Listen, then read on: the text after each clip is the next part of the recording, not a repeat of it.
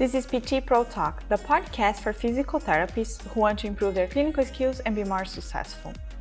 I am Mariana Parks, physical therapist and your host, and today I'm joined by Dr. Kory Zimney for a conversation about graded motor imagery. We discuss what GMI is and how it helps treat chronic pain, which patients benefit most from GMI, including those with chronic low back pain, key sensory and motor assessments to identify who might need GMI, how GMI is structured, left and right discrimination, motor imagery and mirror therapy, and more. Dr. Zimney is a physical therapist, researcher, and associate professor at the University of South Dakota, where he also directs the PhD in Health Science program. With over 30 years of experience, his research focuses on pain science, tactile acuity, and the therapeutic alliance. He has published more than 40 peer-reviewed articles and presents regularly at regional, national, and international conferences.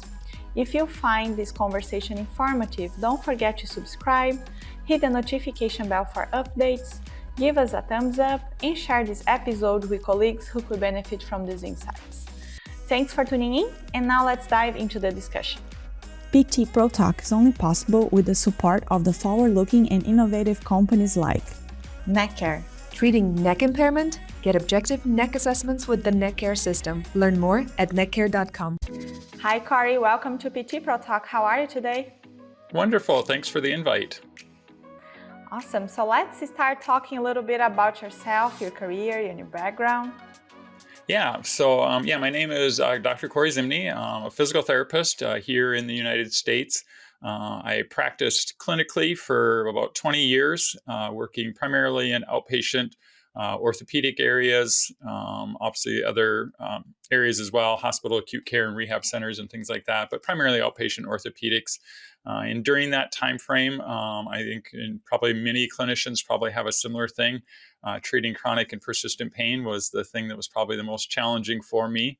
And that led me down a road of just studying and learning how to treat it better, which led me to the work of Lorimer Moseley and some of the explain pain type of things, which then eventually I got to meet Dr. Adrienne Lowe, who I've had the wonderful pleasure and opportunity to work with for the last 10, 12 years, just really learning more about how to understand, especially more chronic and persistent pain, primarily and stuff. So like I said, currently now I'm at the University of South Dakota.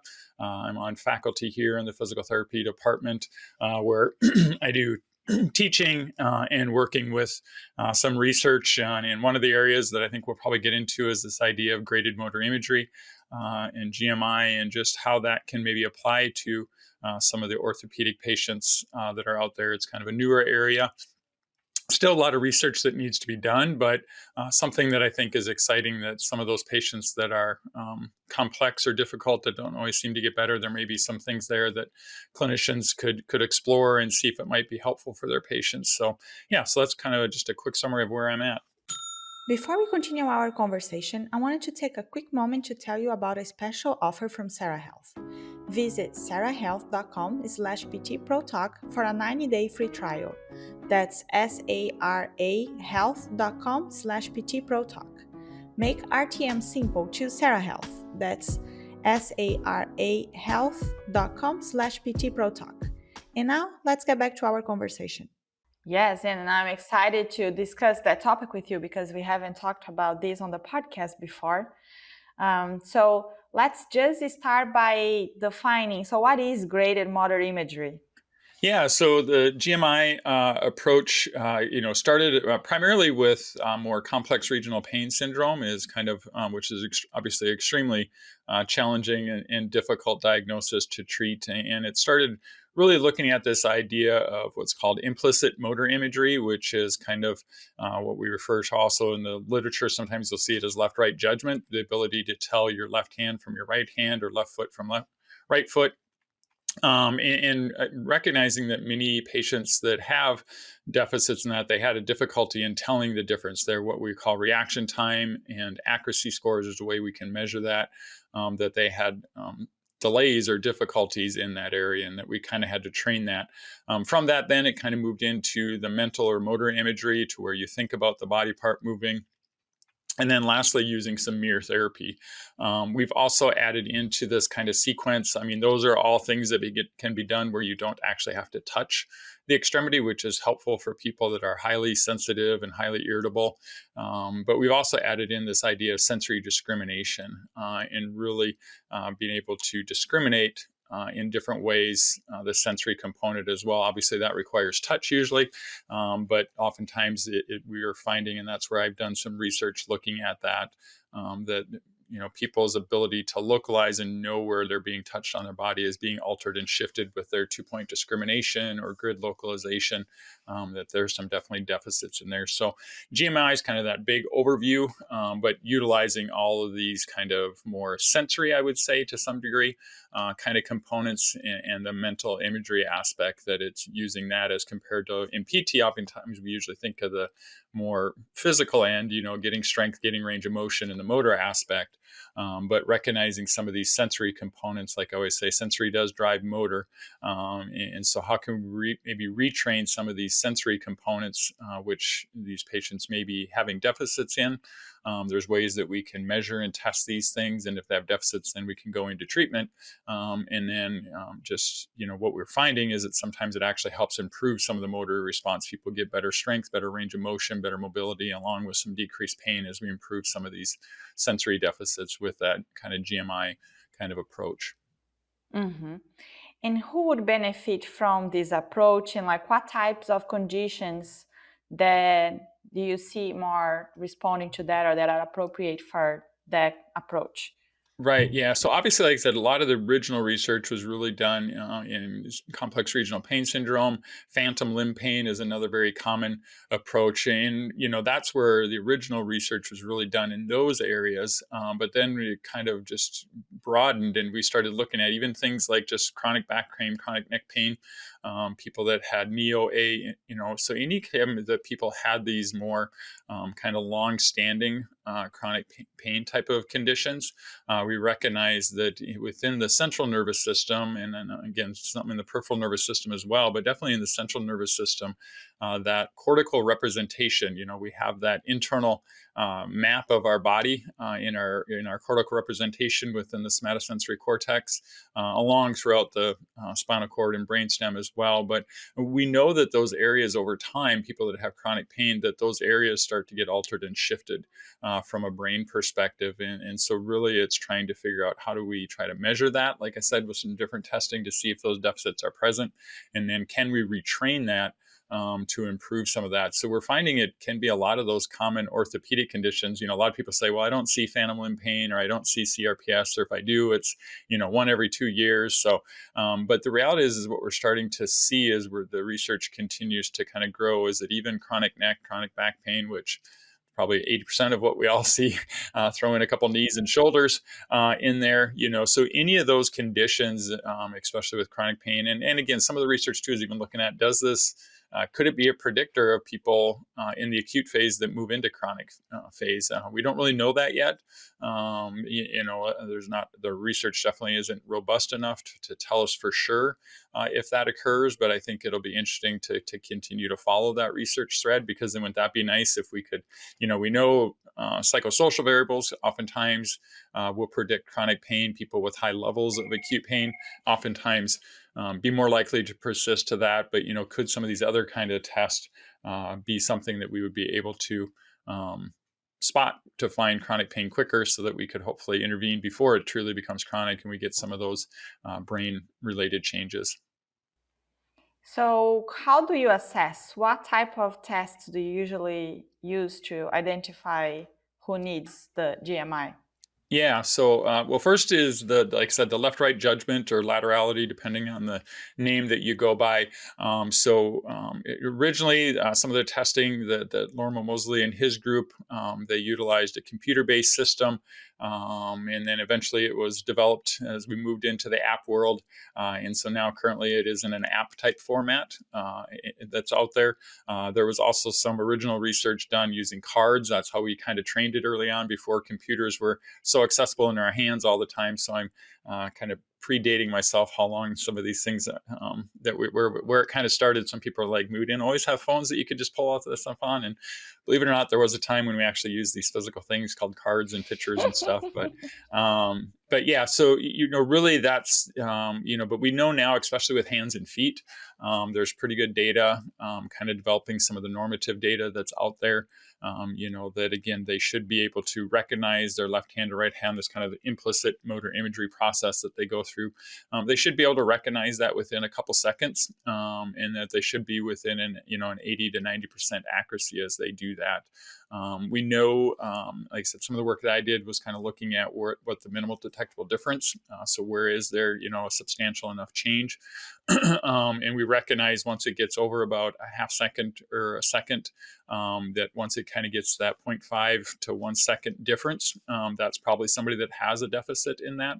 Or like I said, that accuracy score starts dropping down, maybe 10 to 15%, so instead of being at that 80, once it starts dropping around that 65, 70%, again, that's a sign that there's probably a deficit there. And then obviously with treatment, we definitely see that we can improve those scores with going through various kind of the mental, with the laterality training and things like that. We can see that people can return and improve those scores in that area. So that's probably one of the better tools that we have that's been well researched in that area.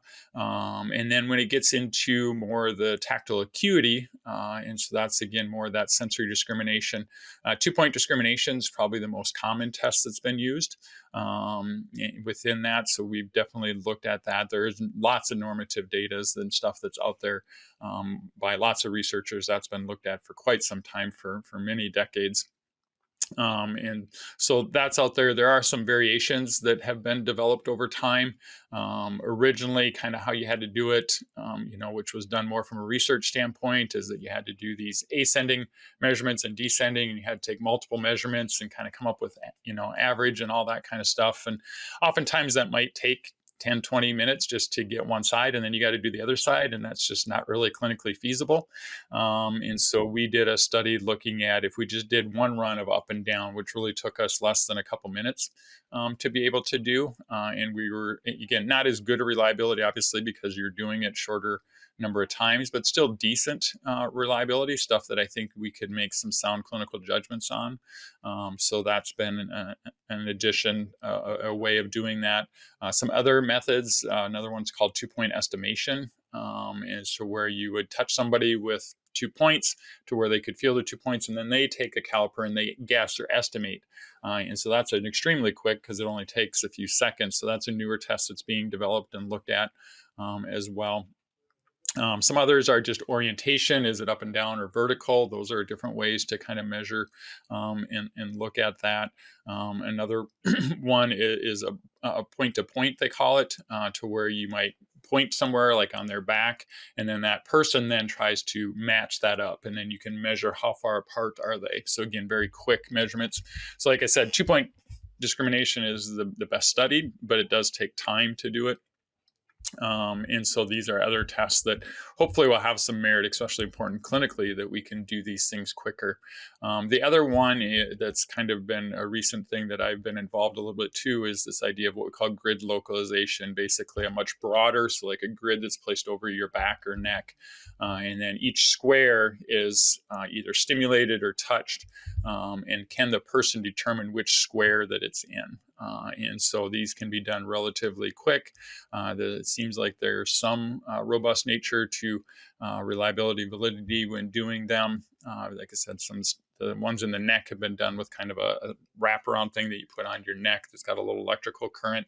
The ones I've done have been more on the back, to where you're just kind of touching into a plastic grid that you lay on the patient and things. So those seem to be pretty quick ways of maybe measuring that too. And we're definitely noticing that there is a difference between the healthy population and those that have an injury. So those that are suffering with more chronic pain and things like that, that they do have more errors in being able to pick that spot on the grid and stuff. So those are ways of kind of measuring that maybe some of this, what we would call cortical smudging, is kind of the term that's used, that representation that it is seems to be off. And so those are probably our most reliable measurements. Like I said, so that those different kind of tactile acuity test, and then also the left-right judgment are probably our two best measurements that we have currently. Better than, yeah, we can measure some of these things on fMRIs and doing all high level stuff, but I don't think most of us, that's probably not really clinically practical at this point in time. We don't have 1.5 million to buy one of those to stick in our clinics for the most part. So, Yeah. so yeah, like I said, so the tools, like obviously there's still a fair amount of error in them. They're literally taking $5 tools to try to measure some of this very high level stuff that we can measure with $1 million MRIs, fMRIs, and things like that. But for the most part, it seems like there is some clinical utility that we can make some good clinical judgments using those tools. So I think there is some good promise in that area. And you mentioned a lot of different tests. So what do you think is like practical? Let's say a therapist that, as we are talking, works up with chronic pain, back pain or neck pain, more like orthopedic, right? So first, what would prompt you to test that on those patients? Is that like something that they say during the assessment? Or, because it's not like everybody. I don't know how often. That was interesting, like reading in one of your papers how you start relating to those changes you start seeing in other chronic conditions, not just, as you mentioned, the chronic regional pain syndrome and those that we are used to. So what would you prompt you to test that on those kind of patients? Yeah, and I think a lot of that, I would say two different things. One is sometimes when you're listening to the patient's history, they will start talking about it. They'll give you clues. They'll maybe tell you something like, my knee feels really swollen. And then when you go through your examination and you might do a tape measurement around there and it's not swollen at all. But the patient says, but it feels really swollen or it just feels different. They'll give you like, my hand just feels like it's always in a glove or it's fuzzy or I just don't have the coordination control. And so sometimes they'll start giving these kind of subjective reports that these kind of maybe this cortical smudging is going on, that they just have a hard time. They'll give you, kind of those strange comments. They're like, it doesn't even feel like it's my hand anymore. I don't even know like if I even have a back or where it's at. It feels like it's just foreign to me. So they'll kind of give you some of these kind of subjective terms and stuff like that. So that would kind of cue me in that potentially they may have these kind of things going on. The other is I think, when we've done our good due diligence and we've been treating them and doing a lot of the regular, more, exercise and range of motion things that we always do, and the patient just doesn't seem to be responding. It feels like, we've done our manual techniques, we've done our exercises, we've done all those things, and they're just not responding. It's like, why aren't they getting over the hump like other patients that I have? Which then might make you think, oh, is there something else? And this would then, I think, would cue you to say, maybe there's something else missing other than they just don't have the strength and coordination or mobility in those areas, and it's been long enough that the pain should have quieted down. So that, I think, would also be my other one that I might cue me to say, let's test this just to see if it's there or not there in that area. Mm-hmm. And would that be a standard thing that you do with all patients, or as you said, just if you see like if they are complaining about something specifically, like those things that you just mentioned? Yeah, I think that's where, again, that, as a clinician, it's using that sound clinical judgment, and it's going to depend on the clinic, how busy you are, how much time until your next patient. So that's, I think we have to also consider that just within the reality of clinic life. Yeah, it's easy to say that everybody should get this. But again, we recognize just from real clinic life, that's not always possible because you squeeze a patient in because you have an opening and the doctor called, or somebody stops in and you don't want to turn away the patient, but you have another patient waiting for you. So, in that realization, I think we have to, just like you would anytime clinically. I mean, obviously, your red flag screening that you never, that you should always be doing on every patient, but the depth of that you go at, maybe even with your joint play assessment, that might vary patient to patient. How much strength testing do I do? So there's always going to be those little variations, or which special tests that I might want to do. We don't do every special test on every shoulder or every knee or every back patient. We kind of pick and choose based off of our hypothesis of what we think is going on. Again, a lot coming from that subjective examinations. So I think those are, if you're hearing those kind of things subjectively, then I think you definitely want to move to trying to test those out. Again, if you have the time and availability. To be able to do that. If not, they're tests that can be done the second or third visit. They're not something, again, red flags, you need to do that first visit to make sure they belong there. But these are ones that could be done the second or third visit and things as well as your clinical reasoning process. So I think I would really lean on that as kind of, instead of throwing the blanket statement, everybody should do them. Use that clinical reasoning of, geez, there's suspicion here because they've had a long time. They've given me some of these subjective complaints that would push my reasoning to think that, yeah, I should probably look at doing some of these tests, or they just, they haven't gotten better. What else could there be going on? So I would use those kind of components of my clinical reasoning to push, as compared to saying that everybody needs it. And that's something I can, just to be careful with. Sometimes I was probably subject to this early in my PT career. Every time I found a new toy, I wanted to use it on everybody. And I would just caution against that not everybody, just because they have chronic pain, it doesn't mean that they're going to have these deficits. So again, that's why, again, always test first. And if the deficit is present, then yes, move forward with treatment, but don't just guess and think, oh, they've had pain for 3 months, so that must mean they have these, so I'm just going to jump right into treatment. No, you should always test first and see if the deficit's present. If it is, then go ahead and move forward treating it.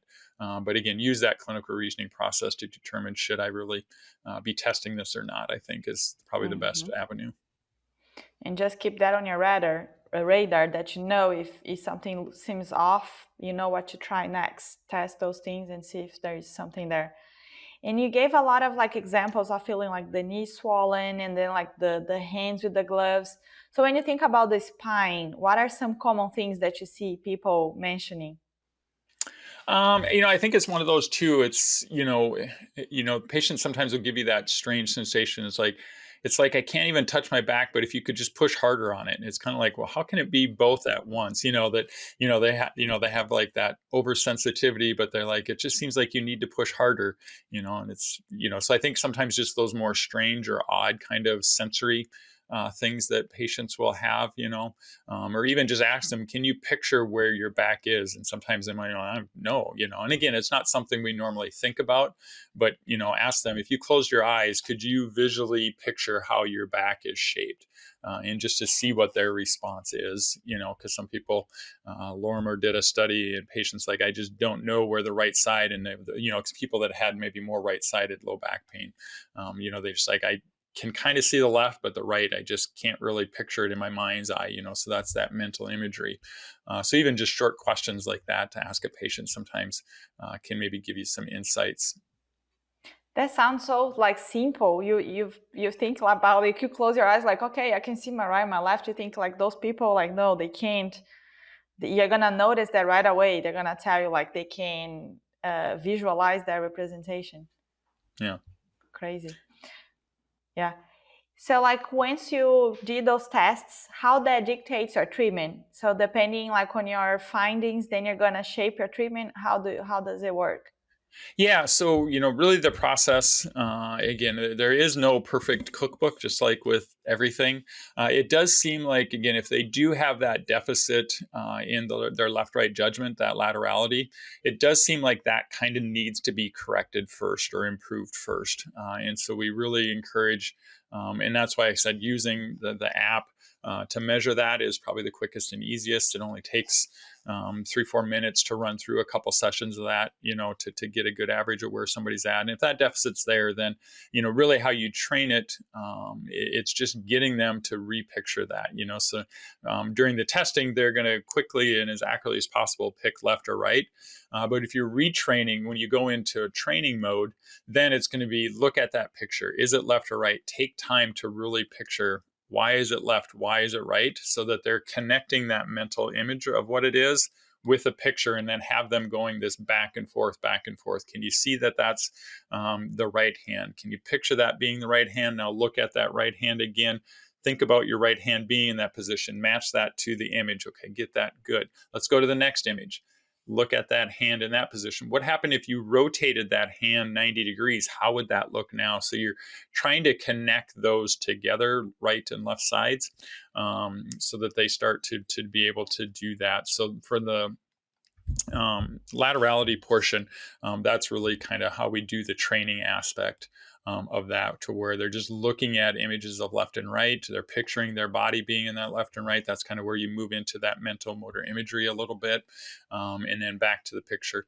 And so we talk about when you're retraining left-right judgment, you really want to work accuracy first. You want to try to get their accuracy level higher. Once that starts to reach that 80%ish, or 70, 80% mark, then you have them start working on increasing speed so that it happens quicker. But we always try to train accuracy first and then follow that up with building up speed second within that. And for the most part, most patients, if they're consistent, again, it is brain work, so it's not something to where, it's not like going for a 30-minute walk or riding on the exercise bike for 30 minutes. That's probably way too long, because they're cognitive exercises. They really should be done in these short 5, maybe 10-minute max, kind of first, maybe even just doing some mindfulness, diaphragmatic breathing to kind of calm themselves down, really mentally focus, really concentrate mindfully thinking about the image for 5 minutes, and then go off and do other things that they would do, and then come back in an hour or 2 hours later, do it again, kind of do a quick 5-minute breathing to kind of calm yourself down, spend a good 5-10 minutes doing this, because you really want to get a lot of reps in through the day, where it's going to be probably the most beneficial, because it's more, again, a cognitive type of thing. So it's not sitting it down and doing it for a half hour. You'd be much better off sitting down 6 different times for 5 minutes apiece, and to spread that out. So it's working with them on doing that. Typically, usually most people do improve, usually within just a few weeks' time, if they're really committed to it. Obviously the education is important, so they understand why they would be doing that. And so obviously the pain education behind that is important. But so that usually clears up relatively quick. There are some that don't. We do know people that have dyslexia or other kind of learning disabilities. Sometimes they struggle a bit more. The question always is, should they still do it or not do it? Yeah, we don't know yet. But usually they clear up pretty quick. Other areas, like I said, getting into the mirror therapy, same thing. They can certainly do that. Obviously that usually best for, hands or feet. Knees can kind of work on that, shoulders as well. It's a little more tricky for the back or neck. It doesn't really respond the same way. But I have heard people clinically kind of setting up like dual mirrors, so they can actually put a mirror behind their back and then a mirror kind of in front, so they literally can see their back. So when they're bending, they can actually start seeing what their back is. That's a challenge with back and necks, is I can't physically see my back or neck because it's behind me. And so I've heard some people clinically doing that, just so that when they are bending, they can picture not only in their mind's eye, but actually physically see their back moving. And some people have had some kind of good responses with that. And again, those are more, clinical, anecdotal type of things, nothing that's really been researched, but that's kind of out there. In those areas. With the tactile acuity, the same thing with those. Again, it's really getting that connection to what it should feel like. So if it's a hand, you might take an object. So say their left hand is affected, put it in your right hand, feel what that object feels like, picture what it feels like, kind of create that. Now put it in the other hand. Can you get that same image, that same sensory type of component back into the other hand? So back and forth to what does it feel like where I'm not affected, to the other side, and can I get those connected back again? Then it can be things like, now I give you 2 or 3 objects, and can you discriminate through which one is which? Within that, so, with the grid localization, another one, so we might put up the grid. When we test, we just touch each, a random sequence of numbers in each grid, and they're just going to give us their responses. And then we record their accuracy from that. When we get into training, now I'm going to repeat it. So I might touch touch an area, and they might say that's square 3. If they're incorrect, I would say, no, I touched you on square 4. This is square 3. Can you feel square 3? This is square 4. So I'd go back and forth. So they're feeling the sensory, they're hearing what it is, and they're trying to reconceptualize where those are at again. So you can just spend time going back and forth doing that. And again, these are sometimes people, you'll see a pretty rapid change. Again, anecdotal, single patient doesn't mean a whole lot, but I can tell you clinically, I've had patients that, I spent maybe 10 minutes doing that back and forth. They scored maybe a 40% accuracy. Spend 10 minutes, just kind of know this is square 3, that's square 4. Yep, you got this one right. Next one, back and forth like that, spending maybe 10 minutes retesting them and seeing their accuracy improve up to 70%, and improving fingertips to floor. They were maybe only able to go like mid thigh, and now they're past their knees. So, so you do see some of these just anecdotal. Again, it's not going to be every patient, but it is kind of interesting to see how some of these things do seem to make changes. Obviously, is it all placebo effects? Are there other effects involved in that? Yeah, yet to be known. But it is interesting nonetheless that sometimes, we see this deficit, it improves, and other functions seem to improve as well. So there's definitely a potential link in some of these areas, that there's these deficits that can be retrained. So those are just a few short kind of ideas on that retraining process. No, that was a great overview. Okay, questions now. So when you do right and left, and they're gonna go home, I assume, to practice that, they do that through the app as well? Do they have cards? How do they do? Yep. Yeah, they certainly can use the app to do some exercises and training with. A lot of times we have people just, Google's wonderful. You just go to Google Images and say, give me pictures of right and left hands. And they can just simply look at the screen, because there's hundreds of images of hands, and they just have to find each hand and picture, can they see that hand? So that's a great way. Walking up and down the street, just watch people and try to figure out which is their left or right hand.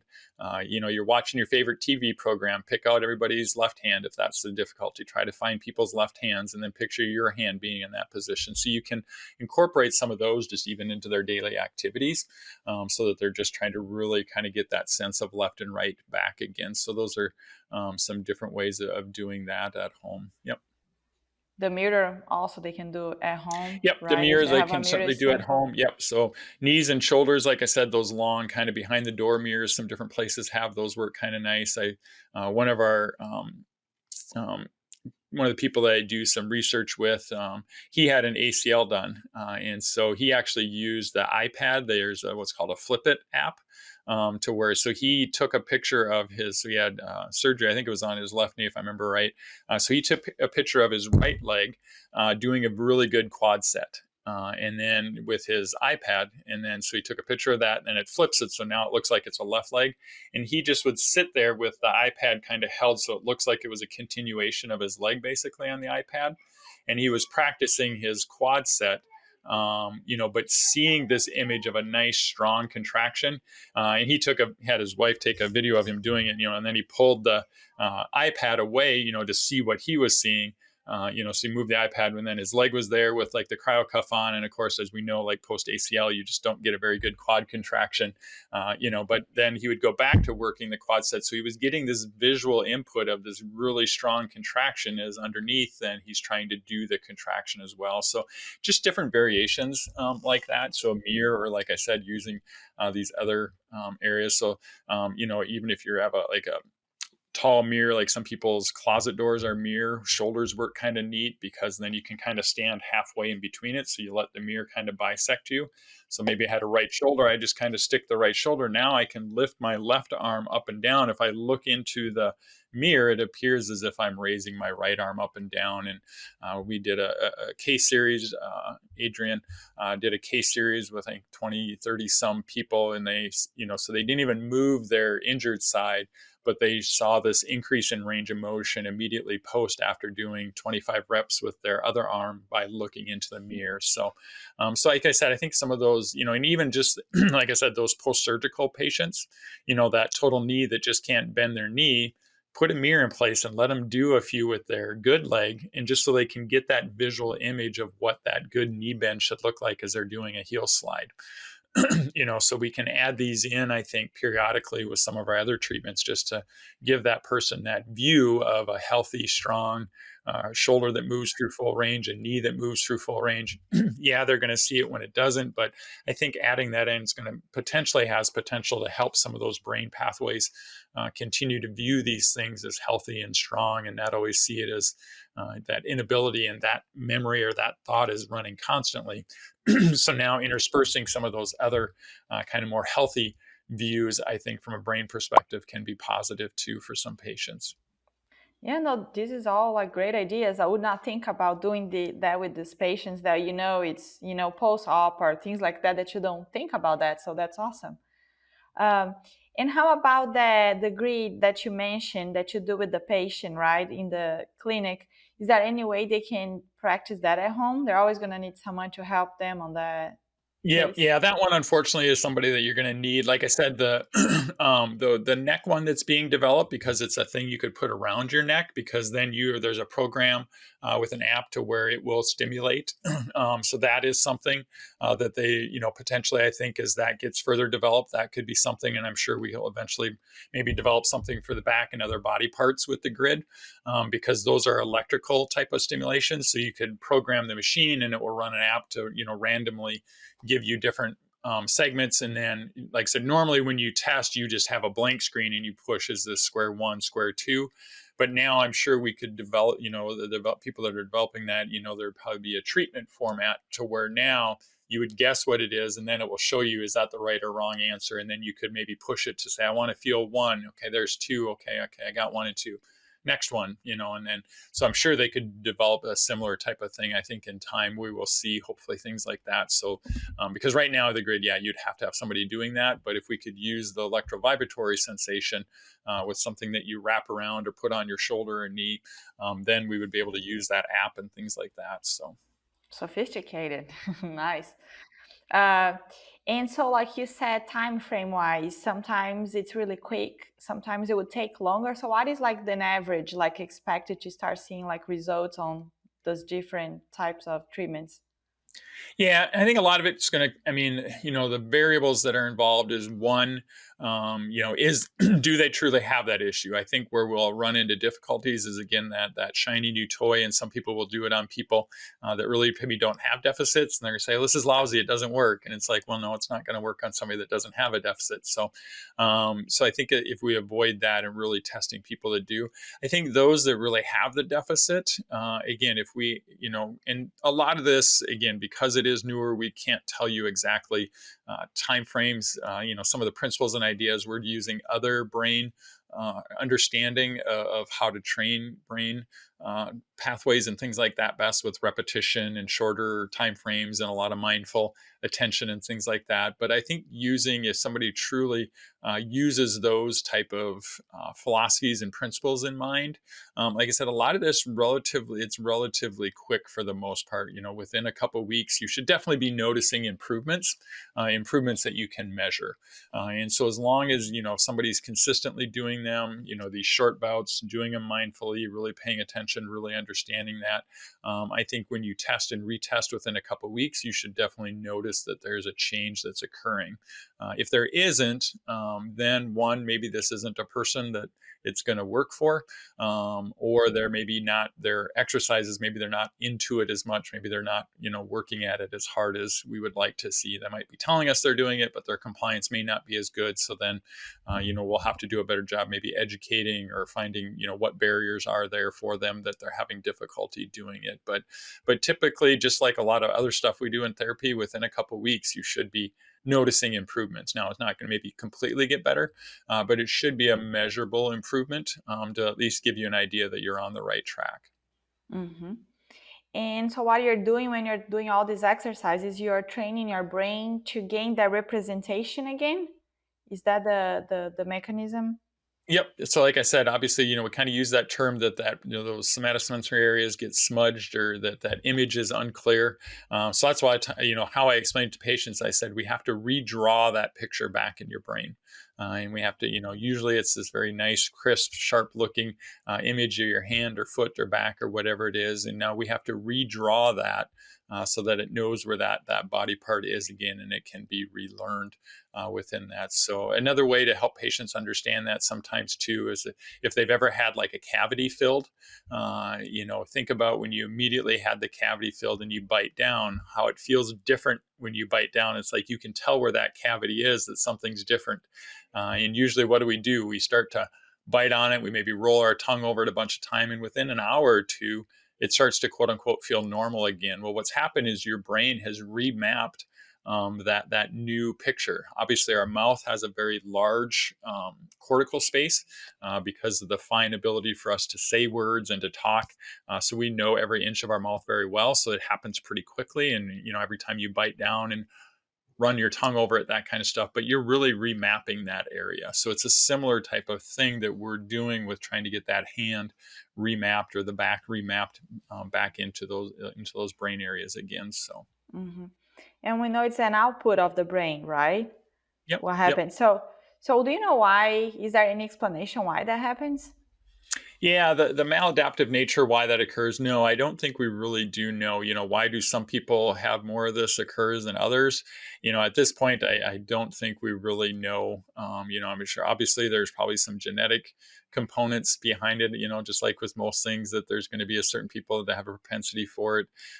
Could it be, like I said early on, just their beliefs and views? Maybe they have more of a negative belief about their injury, which makes them kind of avoid it, which maybe makes it worse, or maybe they become too hyper focused, which maybe makes it worse. So yeah, those type of things, I don't think we really have a full understanding.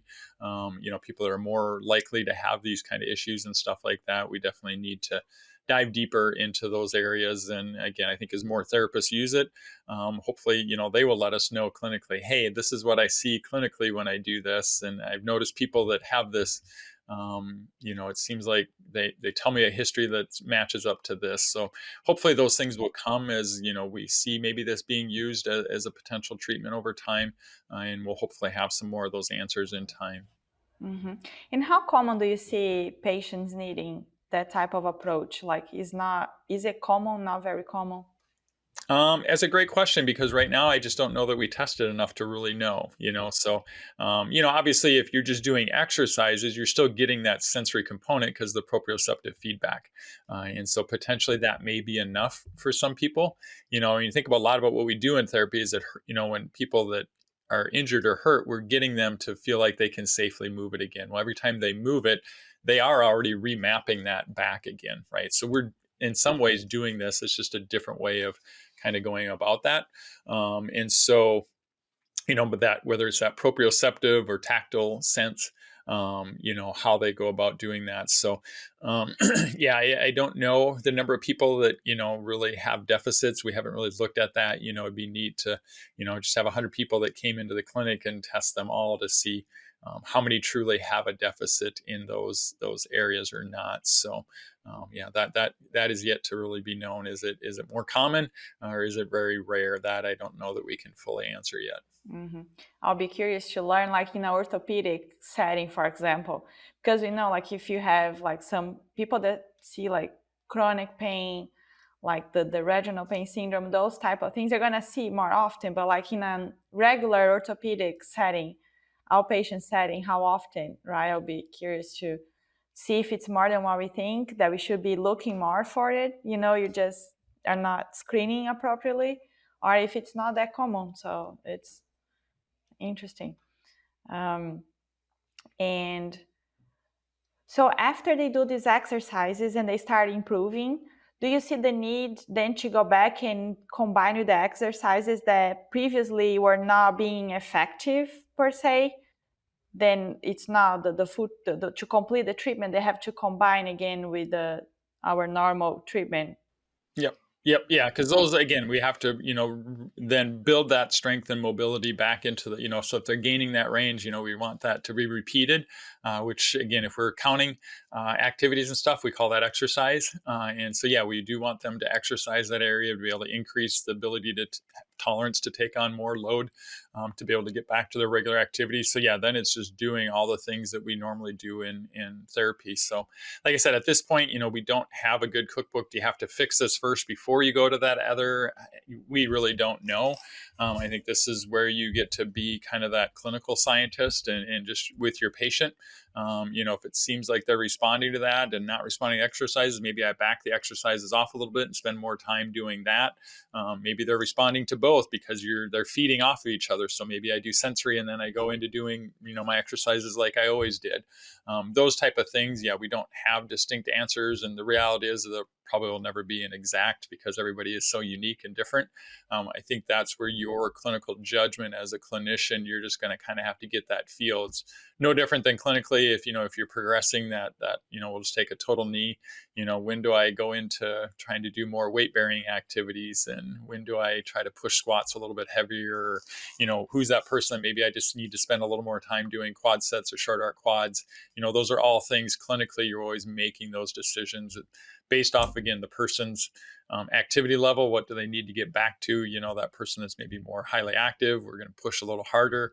People that's less active, we don't need to get quite as much back. So those are those individual kind of clinical decisions that we're always just kind of using that reasoning process. And I think this kind of fits into that same kind of category that we'll just have to kind of you assess your patient if they're making the gains and I try this, does that seem to make it better? That's kind of those internal one-on-one recipes that we have to make with every patient and all those exercise choices and range of motion and manual therapy. What we how much of any of those are those decisions we're always making. I think this is just another area for us to look at to add into the treatment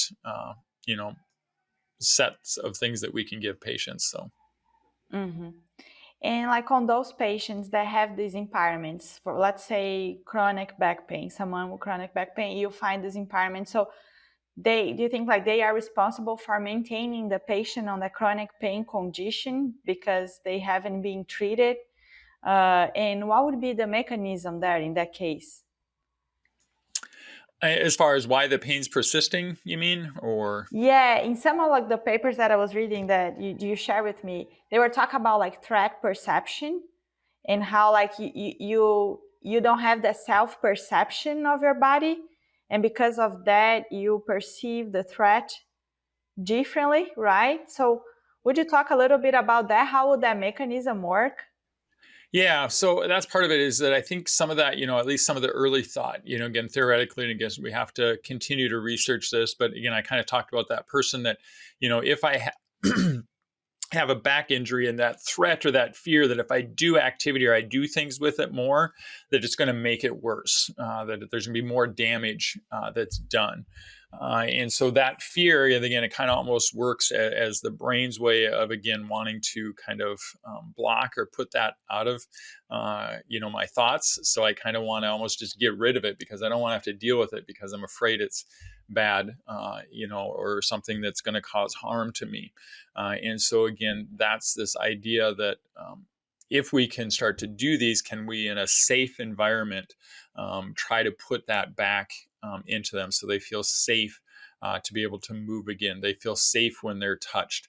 And again, so again, that's that kind of, again, mindfulness, not being judgmental, that I feel it, but it doesn't necessarily mean that it's harmful. We use the terms hurt doesn't always mean harm, or it can be sore, but it's safe.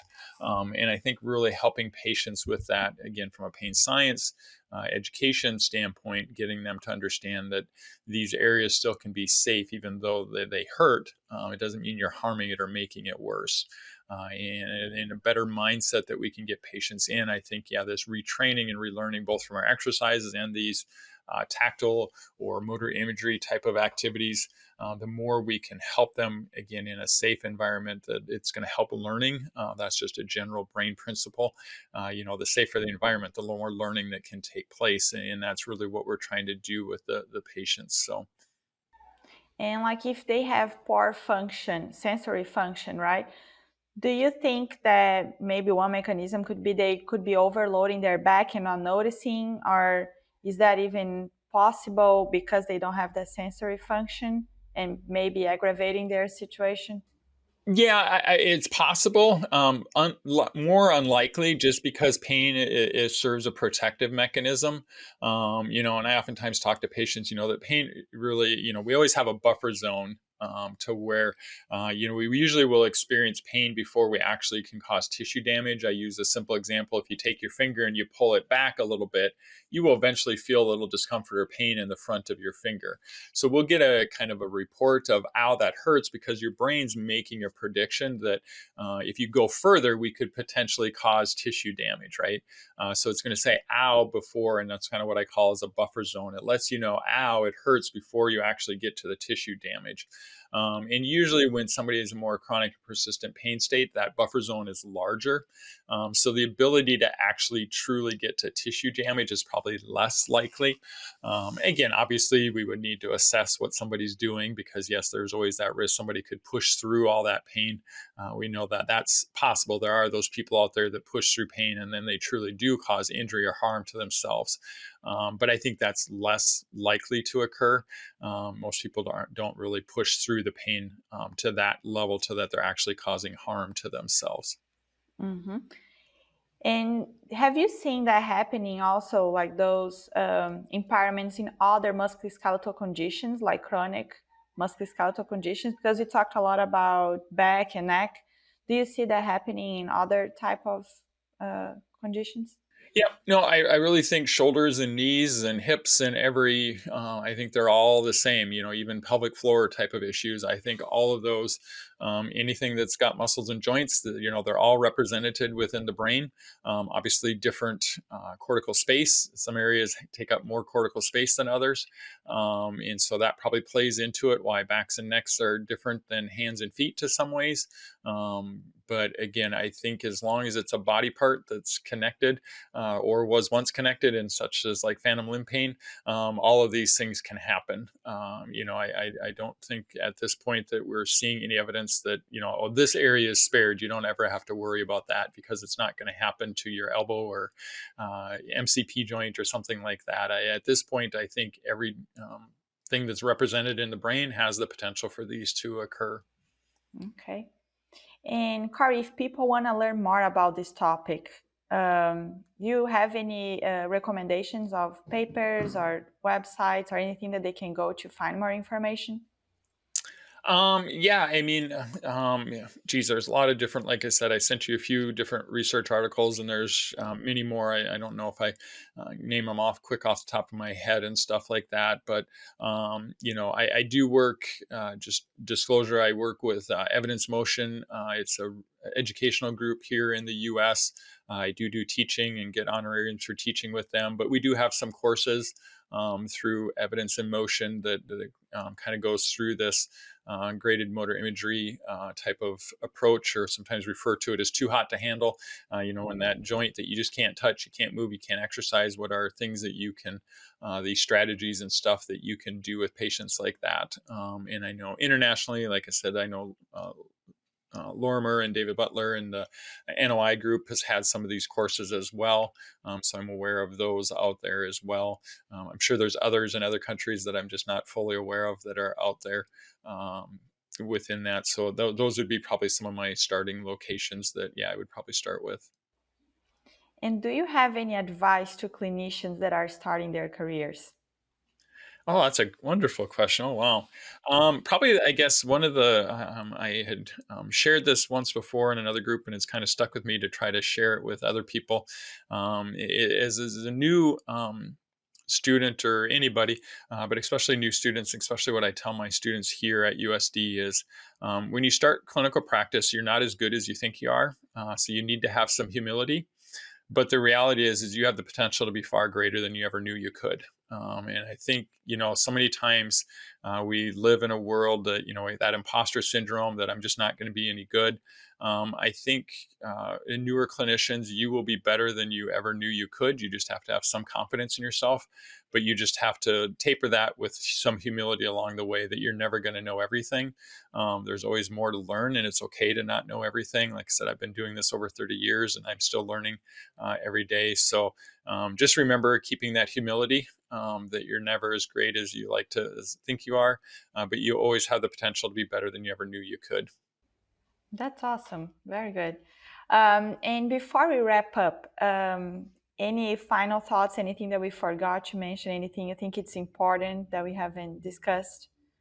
No, I appreciate it. It's been a fun conversation. Like I said, obviously for me, this is an area of interest. Like I said, clinically, when I was practicing towards the end, just seeing some of these changes anecdotally was amazing. And then now having a chance to get into some of the research. And I know it's still new and trying to figure out how to clinically put it into practice. It's not going to show up in most PT classrooms and things like that. So sometimes just trying to figure out how to fit it in there. And again, like you said, what patients do I really need to do this on and how to screen appropriately, and just kind of fundamentally, put that into practice, I think is a challenge for people as like, well, this is kind of how I always did it. How am I going to add this in? And do I have to forget something else? And so that's always a challenge. I do understand that.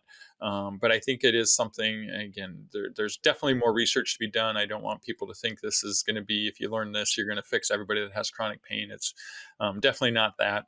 But I do think it does have potential to help some people. And so, yeah, learning more about it and starting to at least just explore it in clinical practice, maybe, do check laterality on a few patients, check 2-point discrimination or something like that, and just start to see clinically yourself when you're in the clinic.